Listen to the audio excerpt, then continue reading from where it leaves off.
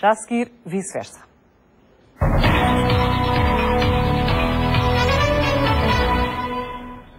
Vice-versa hoje com o Miguel Tiago, do PCP, e Emílio Guerreiro, do PSD. Muito boa noite aos dois, obrigada por terem vindo. Vamos começar pelas previsões do Banco de Portugal. Emílio Guerreiro, eu vou começar precisamente por si. Esta confirmação do Banco de Portugal quanto à recessão acaba por surpreender ou nem por isso, porque ao fim e ao cabo confirma as previsões do Governo. Portanto, mais uma revisão em alta. Sim, vem em linha de conta daquilo que foi a previsão que o Governo anunciou há cerca de 2 semanas atrás, sendo que até dá aqui uns sinais um pouco diferentes no que diz respeito ao equilíbrio entre a balança, ou seja, dizendo que tem uma previsão mais otimista quanto às exportações, que também que vale a pena registrar, mas é um cenário difícil, como é óbvio, quer dizer, torna-se evidente que é um cenário muito difícil, porque de facto a situação não é fácil e porque dá de facto muito trabalho recuperar um país depois de ter caído num buraco de pré-falência como foi o nosso, e demora mais tempo do que se calhar que muitos especialistas ou não especialistas pensavam que demoraria. Mas, de qualquer forma, vem-nos dizer que, a partir do ano que vem, há perspectivas, de facto, de melhoria, se as coisas funcionarem, se encaixarem. Se encaixarem, mas deixa o alerta para os cortes na despesa do Estado. Em caso de corte na ordem dos 2.500 milhões, poderá indiciar estagnação económica. Portanto, tendo em conta... para outra questão que eu também penso... Mas esta é uma situação de extrema relevância, tendo em conta vários dados, vários números existentes, nomeadamente até quanto à inflação e tudo, o peso que as circunstâncias externas têm em tudo isto. É também, digamos, o enquadramento que o próprio relatório faz, ou seja, a volatilidade, digamos, das previsões também está muito pendurada, digamos assim, naquilo que são as circunstâncias externas que também estão em permanente mutação e que não ajudam nem facilitam, de facto, a recuperação do nosso país. E, Tiago, comentário em relação a estas previsões do Banco de Portugal?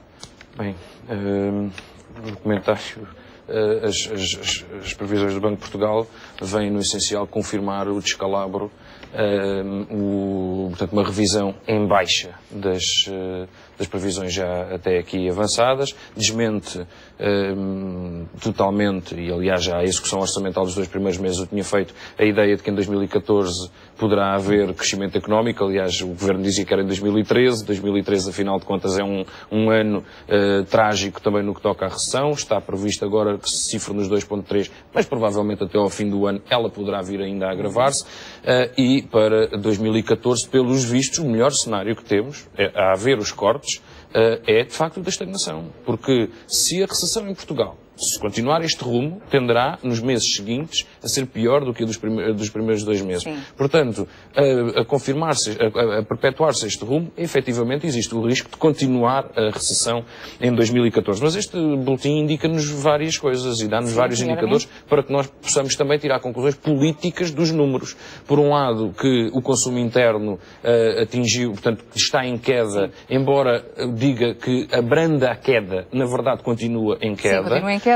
Esse consumo interno é a principal razão do tão propagado equilíbrio da balança comercial e do déficit da balança comercial, o que demonstra bem que ele é conseguido à custa da contração do consumo dos portugueses.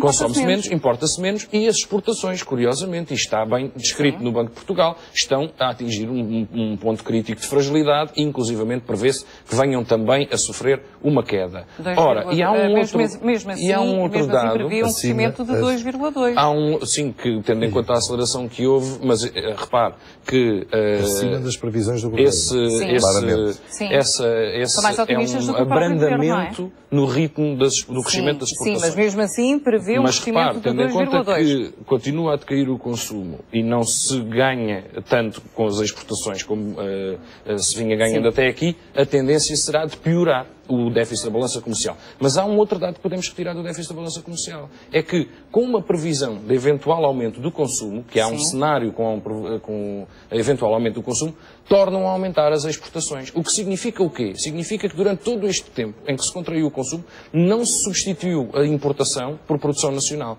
Ou seja, quando retomarmos o aumento do consumo, vamos voltar a endividar-nos e vamos voltar a um regime de importação para satisfazer. Portanto, não se está a cuidar de nenhum dos problemas estruturais da nossa economia. Bem pelo contrário. Ele está adormecido porque não há consumo, porque as pessoas não consomem e, portanto, não se sentem nas importações, mas quando as pessoas voltarem a um registro de consumo melhor do que este, ele tornará a surgir com grande impacto. Aliás, é o próprio relatório, o boletim económico que nos diz isso. E depois, pronto, tudo aquilo, mais gastos com juros do que o previsto. Sim. Repare, mais gastos sociais, tendo em conta principalmente o subsídio de desemprego. Portanto, há mais desemprego e, portanto, todas estas revisões vêm dizer aos portugueses aquilo que sabem, que é que o seu dia-a-dia é um dia-a-dia miserável, porque por força das políticas que este Governo tem vindo a fazer, porque não é possível desviar os milhares de milhões de euros que têm sido desviados dos nossos bolsos, dos bolsos dos portugueses, para os bancos e para a agiotagem estrangeira, sem que isso tenha custos também na nossa economia. Emílio Guerreiro, e por parte do Banco Central, considera-se que a poupança, portanto, os tais cortes que aí vêm, vai ser conseguida, por um lado, com um corte nas despesas com pessoal e, por outro lado, com a redução das prestações sociais. Esta é uma visão... É uma visão que vamos ver se confirma. Eu queria só dar aqui duas notas que parecem importantes. Eu não posso concordar quando se diz que não se incrementou a produção interna. Porque se nós aumentamos as exportações é porque fazemos mais e vendemos mais. E queria recordar que dois setores são muito importantes nesta balança, o calçado e os têxteis. O calçado tem tido picos recordes, ou seja, nunca se fez tanto sapato, nem se exportou tanto sapato neste país. E os têxteis estão ao nível, neste momento, que exportaram. O ano passado, quase 5 mil milhões de euros. Emílio Guerreiro. Mas é para as exportações. Sim, para as exportações. Estamos a falar das exportações. Agora, Emílio Guerreiro. Há mais produção. Há mais produção para as exportações. Eu pergunto qual é o peso real desses produtos na nossa balança, ao nível das exportações.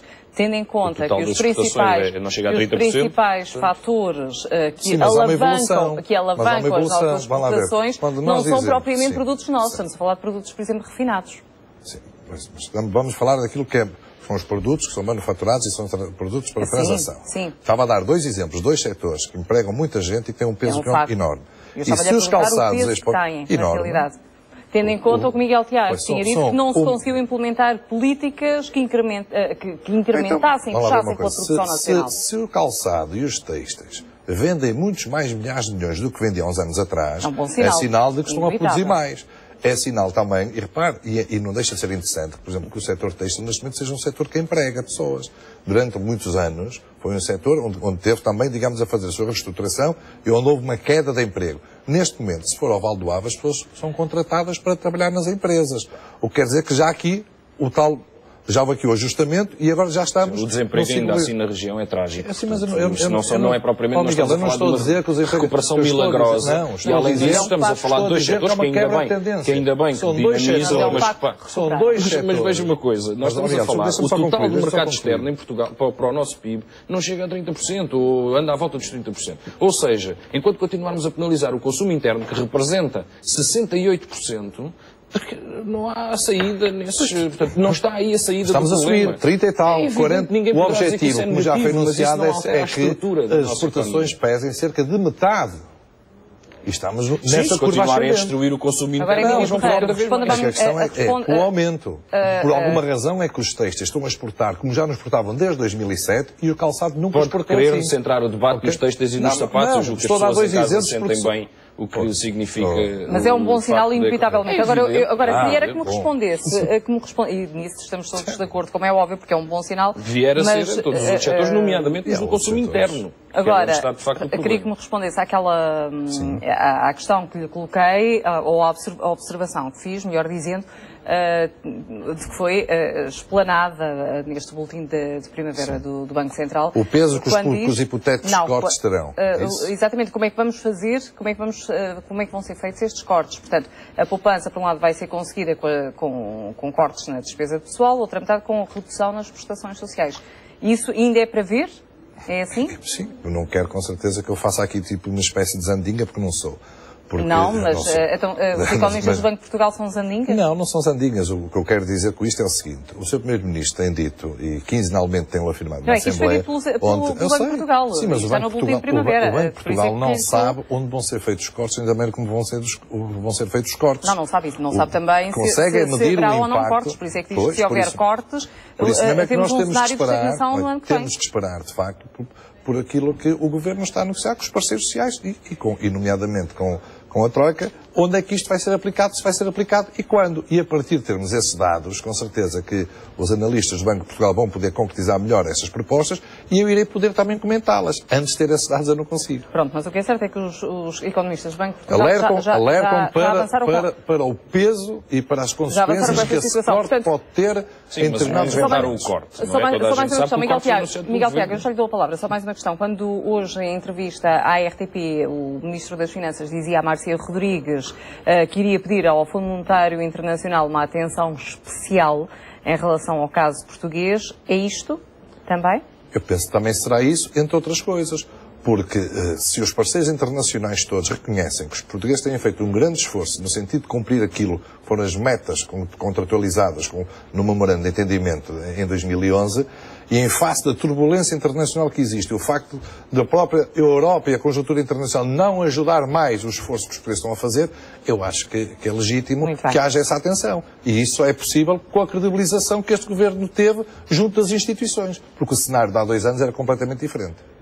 Miguel Tiago. Bem, o cenário da 7ª avaliação da Troika, que foi agora há coisa de menos de um mês, também é completamente diferente disto. Eu espero sinceramente que o Governo, evidentemente, atalhe a essa questão dos cortes de 4 mil milhões, ou seja, agora 2 mil milhões e depois outros 2 mil, enfim, que abandone essa ideia por completo. E era neste momento uma boa notícia para todos os portugueses para salvar também não só o Estado, mas a economia. Mas ainda há pouco tempo atrás a Troika nos veio dizer que era desta forma que se fazia. Portanto, ou a Troika também anda a brincar connosco e o Governo anda a fazer terrorismo social com estas parangonas de vamos cortar para as pessoas se assustarem, para depois cortarem um bocadinho menos e toda a gente ficar aliviada, porque afinal não nos roubam tudo, só nos roubam agora metade e depois é que levam o resto.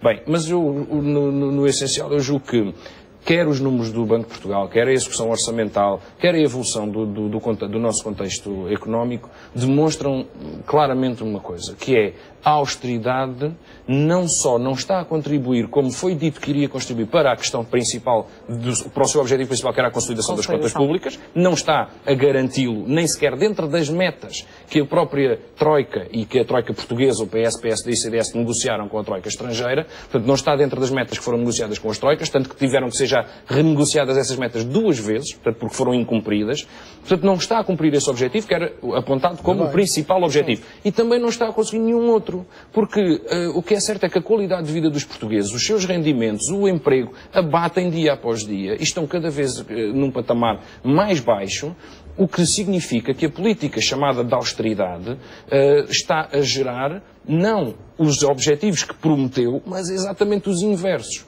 Portanto, não há nenhum controle das contas públicas, nem há nenhuma reestruturação da nossa economia no que toca às questões fundamentais, que era o consumo interno e a produção nacional, que eu julgo que enquanto não atalharmos esses 2 problemas e enquanto considerarmos que as exportações vão resolver todos os problemas e os baixos salários, eu julgo que estaremos sempre nesta espiral de retirar, comer direitos aos trabalhadores. Muito rapidamente, para passarmos ao outro tema. Para mudar de tema, eu compreendo que quero mudar de tema, mas quer dizer, eu não posso aceitar que o Miguel Tiago acuse este governo de terrorismo social.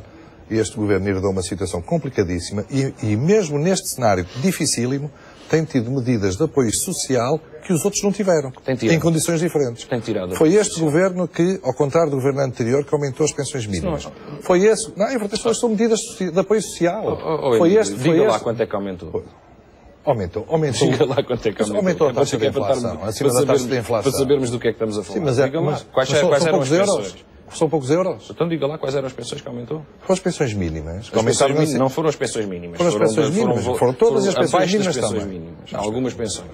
As pensões mínimas são as pensões mínimas. Estamos a falar de quanto aumento. Para a situação que as pessoas estão a viver hoje, em que tudo aumenta. Mas o que é que nós tínhamos?